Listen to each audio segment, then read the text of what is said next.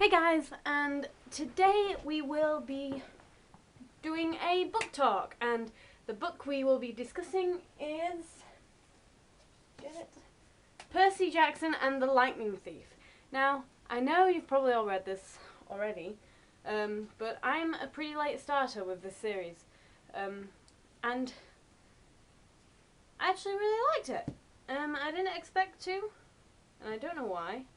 Probably because I saw the film before I read the book, and the film was okay, but it wasn't really that good. So this is a non-spoiler section, so later on there will be spoilers, but I will tell you when that will be coming. So, the book's about a boy called Percy Jackson. He lives in New York with his mum, and he finds out that he's basically a son of this god, and he has to go on this quest to give Zeus's bolt back. And that's basically the summary of the story. And I really like the book, and I'm going to read the next one, Percy Jackson and the Sea of Monsters. And that's it for the non-spoiler section. Sorry, but I have to talk about spoilers. So, this book. I liked the fact that he was the son of Poseidon and not Zeus, because a lot of people would think, oh, Zeus, because Zeus is the big god and the main god and whatever. But I like the fact that he's the son of Poseidon, and I think, like, the descriptions of the gods at the end, they are so cool. Like, they're not what you expect a god to look like. You imagine them to be in a toga and with this really big white beard, but it describes Poseidon as wearing khaki shorts and like a Hawaiian t-shirt, and oh, that's just not what you expect a god to be like. And Poseidon seems like a really cool guy, but Percy and him, they don't exactly get along, and I hope they do by the end of the series, because I think that'd be really cool, like having your cool hip dad god person. Yeah, that'd be so good. And I was tearing up at the end when he was talking about Percy's mother and how she was a goddess, but it just seemed like Percy was such a burden to him, but he still accepted him. It was just,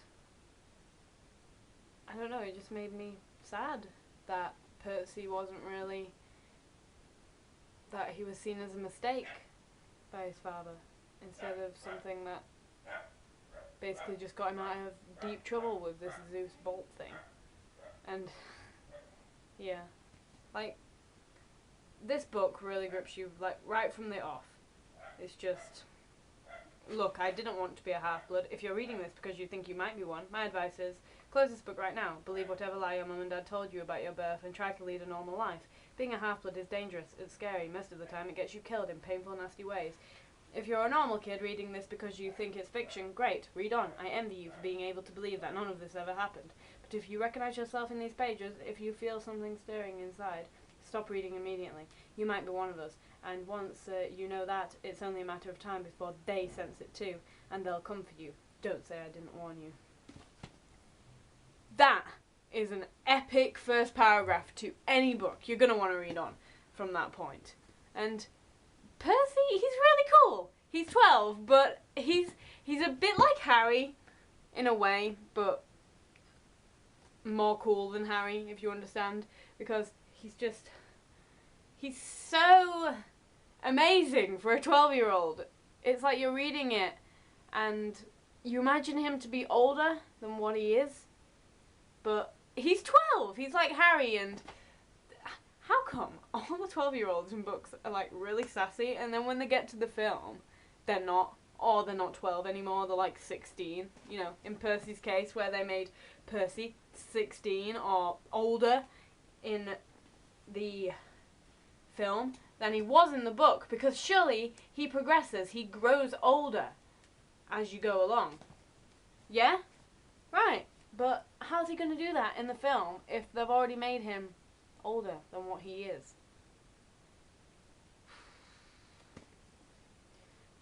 That's really all I've got to say about this book, because it's the first in a series and not much happens yet. You just find out that the bad guy is one of his friends, Luke. And Clarice, she's a bitch. I don't like her. And I don't know, I don't really like Annabeth that much either yet. I think my favourite characters are Poseidon, Percy, and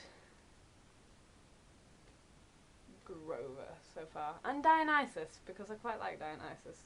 You know, the way he's like been punished because he's leading all the half-bloods and he can't have wine and he has to drink Diet Coke. I just think that's really cool. Anyway, so that's all I have to say about the book. Pick it up, read it, please do, because yeah, I won't be reviewing the next one of this for a while because I have loads of other stuff to read. Currently, I'm reading... 1 second, let me get it. Oh, damn it.